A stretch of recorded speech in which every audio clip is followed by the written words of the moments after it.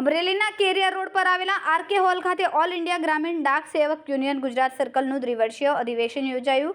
અધિવેશનમાં central headquarters નવી દિલ્હી તરફથી CHQ પ્રતિનિધિ MD આહિર તથા ગુજરાતના તમામ ડિવિઝનના પ્રતિનિધિઓ હાજર રહ્યા.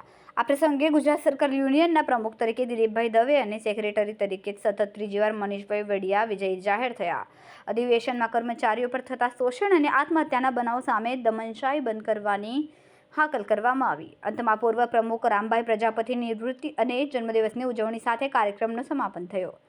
દવે દિલીપભાઈ સોમનાથભાઈ દવે, પાટણ ડિવિઝન. આજ અમારું ઓલ ઇન્ડિયાનું અમરેલી મુકામે અધિવેશન હતું.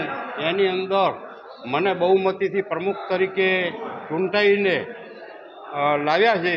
એ બદલ મારા ડિવિઝનના તમામ સેક્રેટરીઓનો ખૂબ ખૂબ આભાર.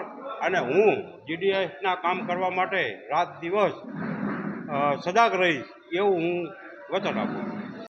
રિપોર્ટર પ્રકાશ વઘાસિયા, કુકાવાવ.